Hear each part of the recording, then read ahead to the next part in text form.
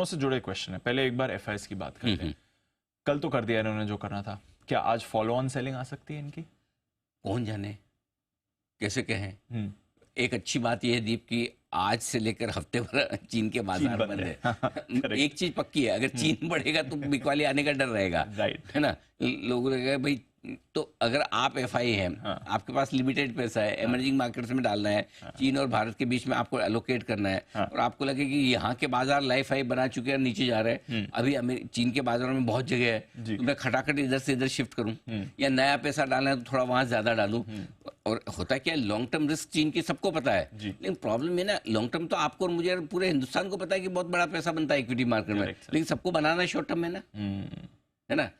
सबको आज ही चाहिए ना पैसा। करेक्ट। किसी को एक जनरेशन तक का इंतजार करने का वो है नहीं ना, 5 साल 10 साल कोई करना नहीं चाहता। सो आई थिंक वो एक रीजन है कि एक रिलीफ है थोड़ी सी कि आज और बेचने के लिए कम से कम चीन से ट्रिगर नहीं आएंगे, पहली चीज।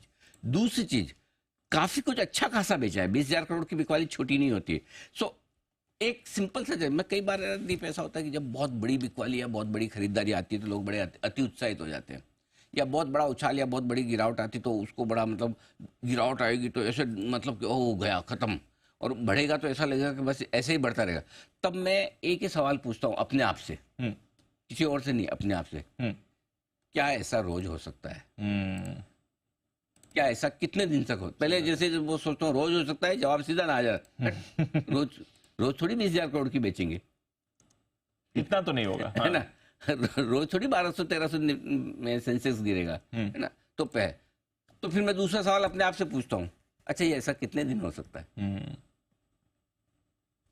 दो सवाल हमेशा पूछ लो। कोई भी एबनॉर्मल सिचुएशन में जिस दिन आपको लगे कि मार्केट कभी रुकेगा नहीं, पकड़ में नहीं आएगा, ऐसे ही भागेगा, तब ये दो सवाल पूछो। जब आपको लगे कि बाजार में ताला लगने वाला है, ये तो बंद हो जाएगा, खराब हो जाएगा, खत्म हो जाएगा, तब ये दो सवाल पूछो।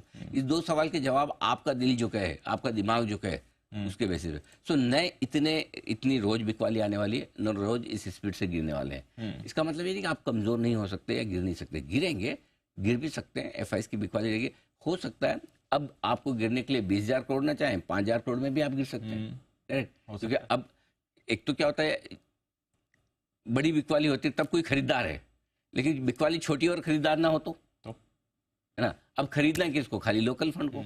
लोकल फंड के अलावा तो कोई मार्केट में बायर है नहीं, ठीक है। अब दूसरी चीज, जब हम आज अक्टूबर में आई गए तो लोगों को दो बड़े डर आ गए दिमाग में। क्या? एक तो भाई रिजल्ट कैसे आएंगे इस तिमाही के, सही बात है, और दूसरा ये जो भाई साहब भारी भरकम आईपीओ आ रहा है 25,000 करोड़ का, हुंडई, फिर स्विगी, तो बड़ा डर है अक्टूबर में। टॉक ऑफ द टाउन ये है कि भाई ये आईपीओ कितना पैसा ले जाएंगे, कितना पैसा ले जाएंगे, लिक्विडिटी निकाल। और आमतौर पर बड़े आईपीओ में पैसा बनता नहीं है लिस्टिंग पे या बाद में लंबे समय तक, और ऊपर से पैसा और निकाल के ले जाते हैं। यही 25,000 करोड़ हुंडई को अगर हम ना दें और यहाँ पे हम कोई मारुति, टीवीएस, आइशर या टाटा मोटर खरीदें तो मजा अलग है ना, रिफ्लेक्ट होगा, तो मजा अलग है ना। और इन ऑटो स्टॉक्स में जो पैसा जाना था वो इनका कम होकर कहीं दूसरी जगह जाएगा।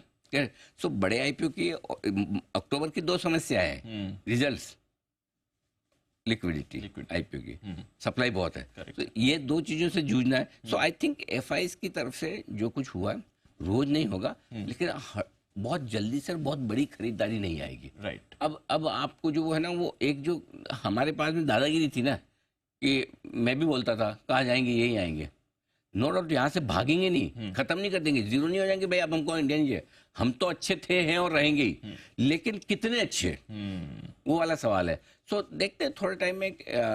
अभी शुरुआत हुई, अभी वो एफआईएस गए जो हेज फंड टाइप के, खटाखट वाले, जो लॉन्ग टर्म 5 साल 10 साल लॉन्ग ओनली फंड्स एफआईएस के हैं, वो वाकई में चाइना शिफ्ट होते हैं या नहीं होते हैं, क्योंकि वो बहुत सारी चीजें देखते हैं, वो ये शॉर्ट टर्म मूवमेंट नहीं देखते हैं। क्या 5 साल 10 साल चाइना पैसा बना के दे सकता है? 5 साल 10 साल इनकी पॉलिसी ऐसी रहेगी, सुधरेगा कि नहीं सुधरेगा, ये 5 सवाल उनके मन में आते हैं। तो जरूरी नहीं कि लॉन्ग ओनली फंड्स जाए, तो इसलिए बहुत ज्यादा डरने की जरूरत भी नहीं कि हमारा पैसा सारा चाइना में जा रहा है, अब हमारा क्या होगा, ऐसा कुछ नहीं होने वाला।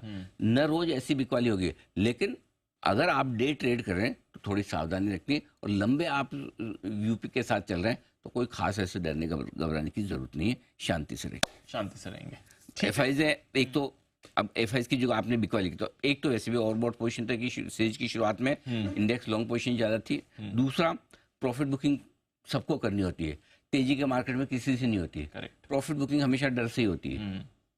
सही बात है। तेजी में बेचने वाले बहुत कम मिलेंगे, जो तेजी में बेच देते हैं उनको बहुत ज्यादा रिग्रेट होता है, क्योंकि उनके बेचने के बाद बढ़ता ही है। करेक्ट। तो बिकता तो आपका मार्केट जब डर होता तभी है। आपसे स्टॉक तभी बिकता है जब मार्केट में डर होता है, अदरवाइज बिकेगा। बाकी चीन में फिर से ग्रोथ में आने की उम्मीद से थोड़ी बहुत बिकवाली वो ठीक है।